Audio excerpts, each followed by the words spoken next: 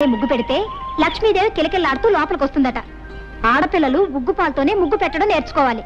పుస్తకాలకే ఎప్పుడైనా చదువుకోవచ్చు. పొద్దున్న లేచినప్పటి నుంచి నన్ను సాధించడం తప్ప వేరే పని లేదా నీకు? అసలు ఇప్పుడు నేనేమన్నాను? ఏదో మాట వరుసగా చెప్తున్నాను. వెనకటి కొత్తగా పెళ్ళైన పెళ్ళావా వాల్జడేసుకో అంటే నాకు రాదు, నువ్వే వేసి పెట్టు మగడా అందట. డబ్బా కాస్త నోరు మూస్తావా? ఆ పని నువ్వే చేసుకో. అమ్మ జ్యోతి, ఓసారి ట్రావే పాలు తీసుకెళ్తూ గాని. అన్ని పనులు నేనే చేయాలా? ఆ పాలేవో దాన్నే తీయమనొచ్చుగా. దానికి ఏం చేత అవుతుంది? నా తల్లివి కదూ, రామ్మా తొందరగా. సర్లే.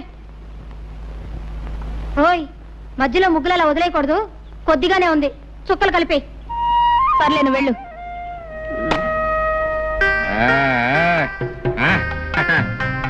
మరదల పిల్ల, ముగ్గులు ప్రమాణంగా పెట్టావు. ఇవన్నీ ఎప్పుడు నేర్చుకున్నావు నువ్వు? ఇదేమన్నా బ్రహ్మ విద్య? ఇవన్నీ నాకు ఎప్పుడో వచ్చు. ఎప్పుడో వచ్చా? నాకు భలే సంతోషంగా ఉందే. నీకెందుకు సంతోషం? నాకెందుకంటే ఎప్పటికైనా ఈ ముగ్గులు నా ఇంటి ముందు కదా నువ్వు పెట్టాలి. పెడతాను.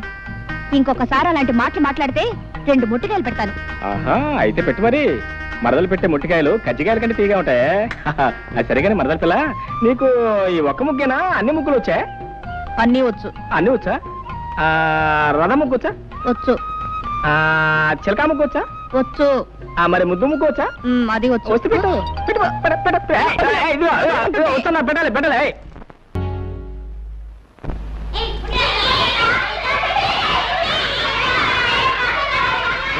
సైలెన్స్.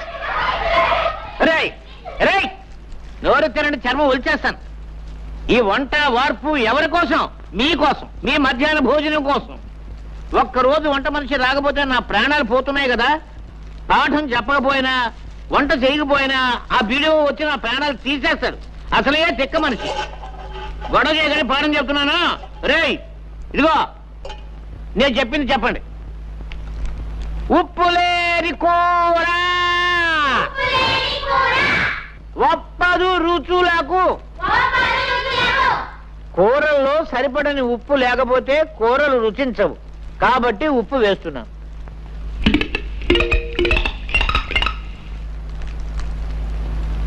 ఆ తర్వాత రే బడుద్దాయిలారా, పద్యం మాత్రం చెప్పండి, నన్ను చంపకండి.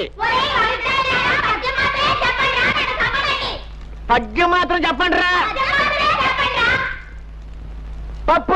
పప్పులేని తిండి ఫలము లేదు అంచేత, అంటే పప్పు తినకపోతే తిండికి ఫలితం లేదు. కాబట్టి ఇదిగో పప్పు వేస్తున్నాను.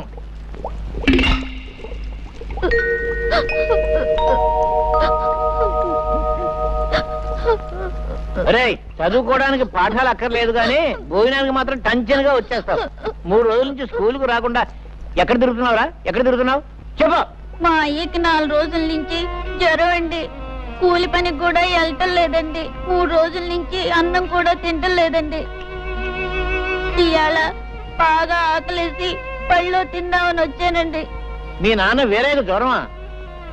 అయ్యో పాపం. రే నరసింహం, ఏమిట్రా? వేరే గారి ఇంటిలో పోతే 3 రోజుల నుంచి పస్తులు ఉంటున్నారటరా. వాళ్ళ సంగతి చూసుకో. ఏమండి రాంబాబు గారు? ఏంటో గారు గిరని మర్యాద మొదలెట్టావు? మీరు సాక్ష్యాలు అవి చెప్పి జరిమానాలు వేయించేవాళ్ళు, మేం వేయించుకునేవాళ్ళం. కొంచెం మర్యాద చేసుకునేవాడి మిమ్మల్ని.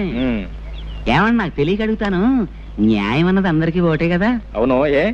ఏం లేదు, మీకు 2 మరదలు ఉన్నారు. ఒక ఆవిడ పొద్దున్నే టిఫిన్ పట్టుకొస్తుంది, 2వ ఆవిడ మధ్యాహ్నం భోజనం పట్టుకొస్తుంది. మీరు టిఫిన్లు, భోజనాలు, గోరుముద్దలు, సరసాలు వగేరా వగేరా చేస్తుంటారు. మరి నేను సుబ్బమ్మ చేతిని పవిత్రంగా పట్టుకుంటేనే నాకు జరిమానా వేయించారే. మీరిద్దరు సుబ్బమ్మల చేతుల్ని గట్టిగా పట్టుకుంటున్నారు, మీకేం వేయించాలండి? ఏమేయించాలా?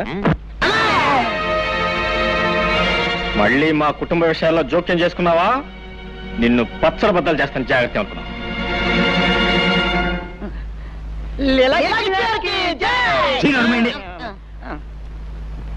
సర్వే జన సుఖినో భవంతు.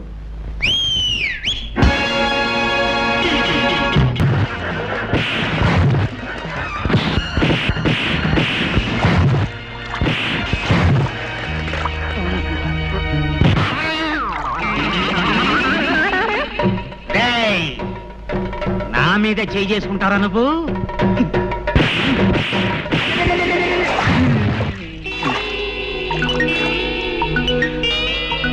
సర్వే జన సుఖినో భవంతు. దొక్క చీరేస్తానే అనుకున్నావు. జానకి, రోజు ఉదయాన్నే వచ్చి ఈ పూలన్నీ కోసుకెళ్తావు, ఎవరి కోసం?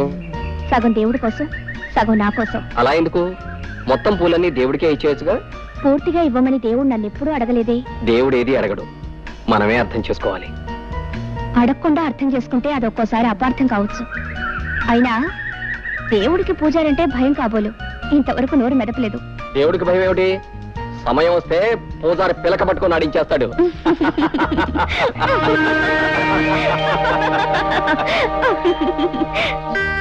జానకే, ఎక్కడ మరదల పిల్ల ఎక్కడ? ఏం కొంప మునిగిందని అలా గొంతు చించుకొని అరుస్తున్నావు? అంటే గొంతు చూసుకుని నడుస్తున్నాను నీకోసం. నానా ఇది నానా అది ఎంత కష్టపడి గోరింటా తీసుకొస్తే గొంతు చూసుకుని నడుస్తున్నాను. గొంతు గొంతు గొంతు గొంతు. సర్లే, అలాగే అక్కడ పెట్టి వెళ్ళు. ఇక్కడ పెట్టినా? ఇక్కడ పెట్టాను నేను తీసుకొచ్చింది పళ్ళు రాలకూడదు అనుకున్నావు. ఇదిగో నువ్వేం చేస్తావు నాకు తెలీదు. బోడి పుస్తకం బావగారిని నానా కష్టాలు పడి నీకోసం గోరింటా తీసుకొస్తే పుస్తకం బోడి పుస్తకం అని. ఇదిగో నువ్వేం చేస్తావు నాకు తెలీదు. ఈ గోరింటాకు మెత్తగా రుబ్బు. ఏది గారెల కోసం పప్పు రుబ్బుతారే, పప్పు అంత మెత్తగా రుబ్బు. రాత్రి పెట్టుకో. తెల్లారడం ఏంటి, అయ్యగారికి కళ్ళు తిరగడం ఏంటి, ఎర్రగా పడి నీ చేతులు చుట్టం ఏంటి? పెట్టుకొస్తా అనవే, పెట్టుకొస్తా పెట్టుకో. ఇదిగో మర్చిపోయినాయి, మొత్తం నువ్వే పెట్టుకోవాలి. అత్తయ్య కూడా ఇవ్వద్దు. ఆ మరదల పిల్ల లేదు, కొట్టి పిల్ల, దానికి అసలు ఇవ్వద్దు. మొత్తం నువ్వే కాళ్ళకి చేతులకు మొఖాన్ని మొత్తం పెట్టుకోవాలి. మొత్తం పడిపోవాలా?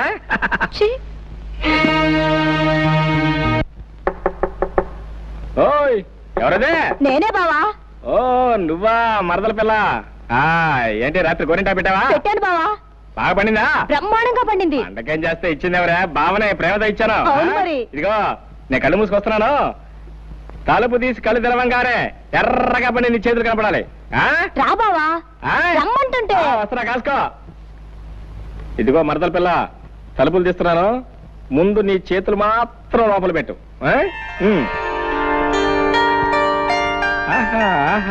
బా ఎంత బాగున్నాయి నీ చేతులు, ఎంత బాగా పడి. నువ్వంటే? అవును నేనే. మరి మీ అక్కయ్య ఇంటి దగ్గర శుభ్రంగా నిద్రపోతుంది. మరి ఇచ్చిన గోరింటాకు మీ అక్కయ్య పెట్టుకోలేదా? అంతా నువ్వే పెట్టుకున్నావు. గురుగారు, నాకు చిన్న అనుమానం. అవకాశం ఇచ్చాను, అడుక్కో. ఏం లేదు, తమరి ఈ మధ్య లీలలు ఏం చేయటం లేదు. కారణం ఏమిటి? జరిమానాలు కట్టలేక? చాచే అదేం కాదురా. ఆ రోజుల్లో మా గురువుగారు శ్రీకృష్ణుడు కూడా గంటకోలేలా అరగంటకోలేలా చేయలేదు. దానికి సమయం, సందర్భం, సెటప్ ఉంటేనే చేశాడు. ఉదాహరణకి చెరులో స్నానం చేస్తున్న గోపికల చీరలు ఎత్తుకెళ్లి పొన్న చెట్టు మీద కూర్చునే లీల మనం చెయ్యాలి అనుకో. దాని చెరువు ఉండాలి, స్నానం చేసే అమ్మాయిలు ఉండాలి, చెరువు కట్టిన చెట్టు ఉండాలి, అది మనం ఎక్కడానికి వీలుగా ఉండాలి. దొరికిందిరా కరెక్ట్ గా అదే సెటప్. ఇప్పుడు చేస్తాను లీల, కన్నుల పండుగ చూసుకో. దీనికి ఏదో పెద్ద అందగాడని మొగుడు వస్తాడని సంబరపడుతుంది. కాకపోతే నీకు వస్తాడేంటి బొర ముక్కు నువ్వు? నీకు గడ్డ ఊరుకోండి.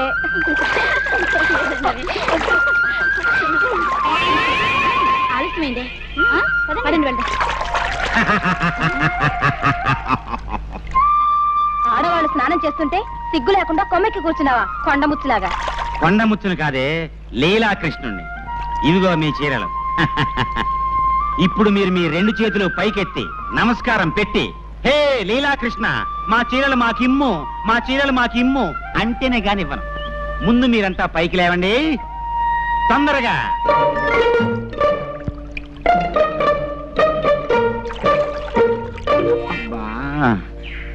భాగవతంలో శ్రీకృష్ణుడు చీరలు మాత్రమే ఎత్తుకెళ్ళాడని రాసింది, లంగాలు బాడీలు ఎత్తుకెళ్ళినట్టు లేదు. పొరపాటు చేశాను. ఏంటి నమస్కారం పెట్టమంటే అంతా చెట్టు చుట్టూ చేరుతున్నారు? అలా కోపంగా చూస్తారేంటి? ఏంటా చేతిలో రాయా?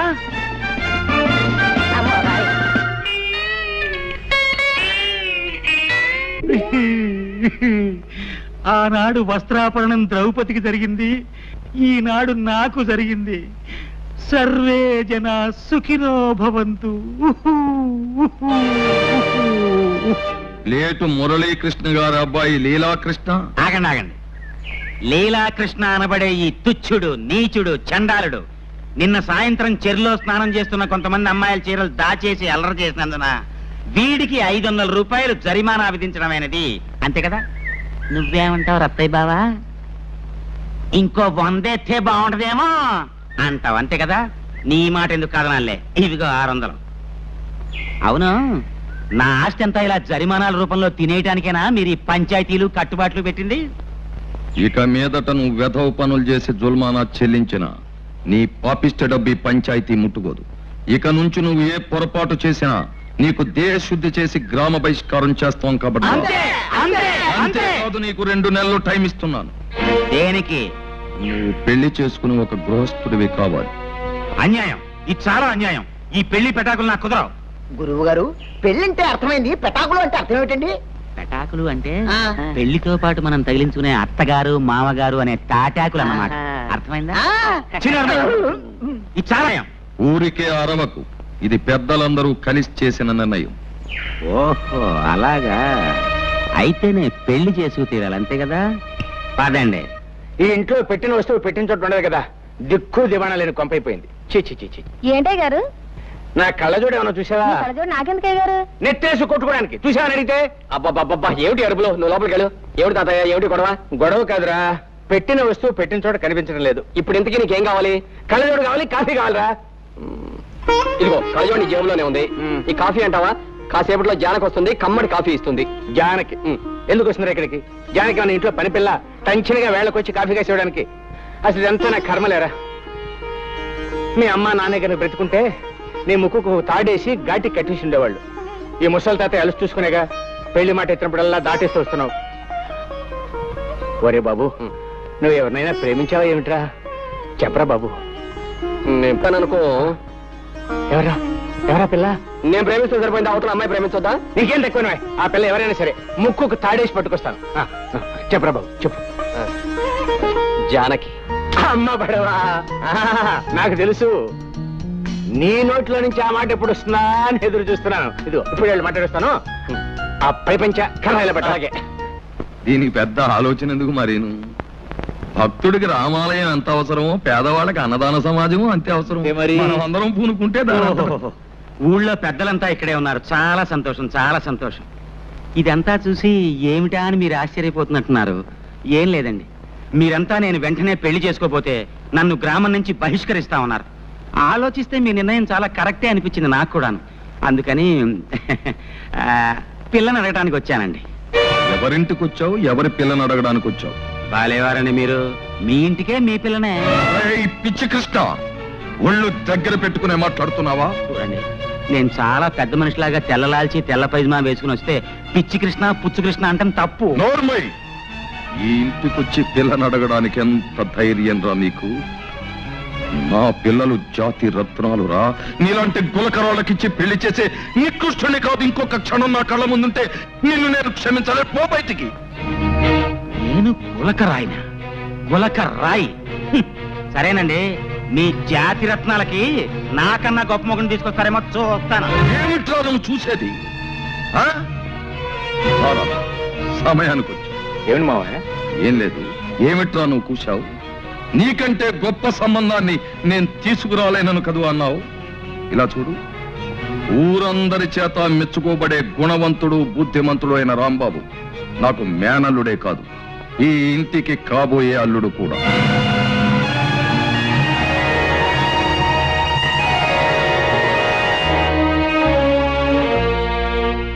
నా పెళ్లి గురించి నన్ను అడగకుండా మీ ఇష్టం వచ్చినట్టు మీరు నిర్ణయించుకోవడమేనా? ఆడపిల్లైనంత మాత్రాన మీరేం చేస్తే దానికి నేను తలూపాలా? ఈ పెళ్లి నేను చేసుకోను.